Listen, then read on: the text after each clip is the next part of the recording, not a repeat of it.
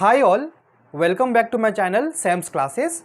सो आज की वीडियो में हम हमारे नए टॉपिक जिसका नाम है Fahrenheit scale to Celsius scale को कन्वर्जन को हम लोग सीखेंगे। सो ये मेरी वाली वीडियो मेरे पिछले कुछ वीडियो जो कि मैंने टेम्परेचर चैप्टर के ऊपर में बनाई हुई थी उसी वीडियो का कंटिन्यूएशन है। सो इस वीडियो को पहले मैंने कुछ वीडियोस बनाई है जिसमें कि मैंने आप लोगों से डिस्कस करा है कि टेम्परेचर क्या है, कितने टाइप के स्केल होते हैं जिससे कि हम लोग टेम्परेचर को मापते हैं, like Celsius scale, kelvin scale, Fahrenheit scale, और उन सभी स्केलों का लोअर टेम्परेचर क्या होता है, अपर लिमिट टेम्परेचर क्या होता है, और उन तीनों ही टेम्परेचर के बीच में रिलेशन क्या है, और सेल्सियस से हम केल्विन में या सेल्सियस से हम फ़ारेनहाइट में कैसे कन्वर्ट कर सकते हैं। इन सारी जानकारी को, इन सारे टॉपिक्स को मैंने अपनी पिछली वीडियोस में कवर किया हुआ है जिसको कि मैंने टेम्परेचर वाले प्लेलिस्ट में रखा हुआ है। सो मैं आपको रिकमेंड करूंगा कि अगर आप इस चैनल पे या इस वीडियो में अगर नए हैं, सो अगर आप टेम्परेचर टॉपिक को पढ़ना चाहते हैं या कवर करना चाहते हैं, सो आप उस वाली प्लेलिस्ट को एक बार ज़रूर देखिए। सो चलिए आज का वीडियो हम लोग स्टार्ट करते हैं।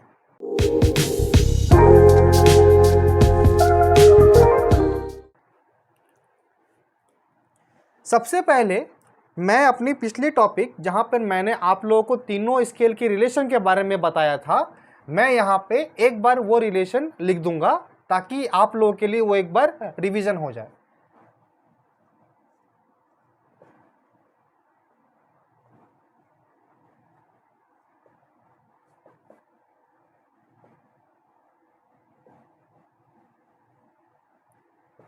सो ये था हमारा रिलेशन तीनों ही स्केल के बीच में। ये है हमारा सेल्सियस स्केल का, ये हमारा केल्विन स्केल का, सॉरी फ़ारेनहाइट स्केल का, और ये है हमारा केल्विन स्केल का रिलेशन। आप लोग चाहें तो आप लोग एक बार इस वाले रिलेशन को अपने कॉपी में लिख सकते हैं।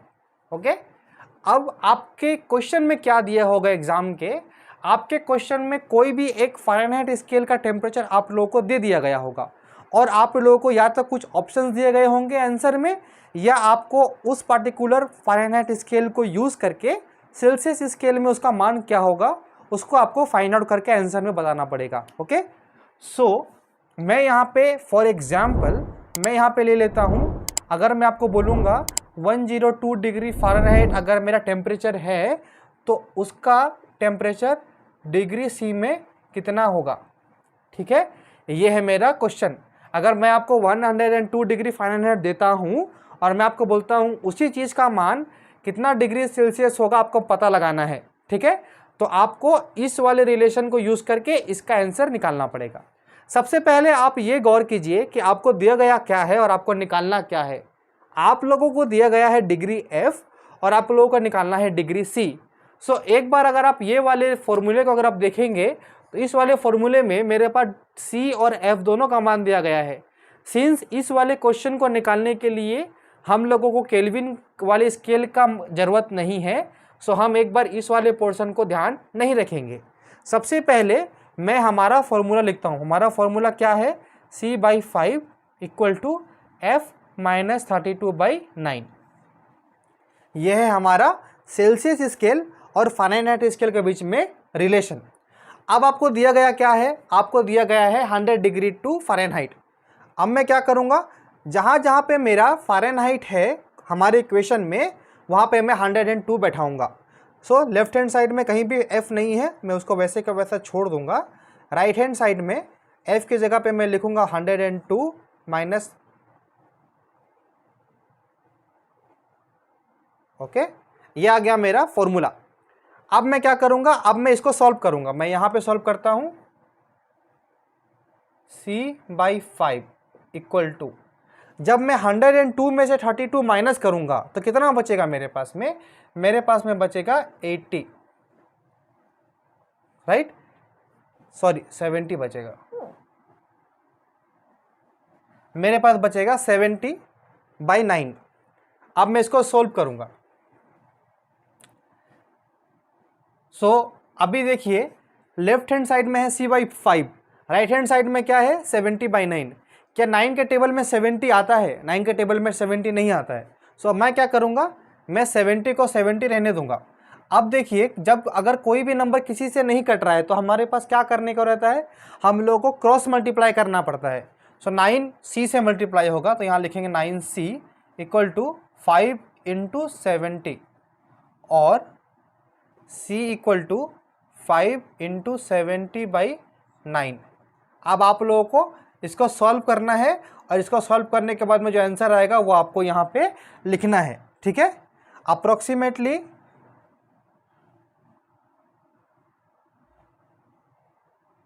तो आप मुझे कमेंट सेक्शन में जरूर बताएं कि आप लोगों का ये आंसर कितना आया। ओके, सो आई होप आप लोगों को ये एग्जांपल समझ में आया होगा। आप लोगों को क्वेश्चन में 102 डिग्री फ़ारेनहाइट दिया हुआ था, आप लोगों को पूछा था वो कितना डिग्री सेल्सियस होता है।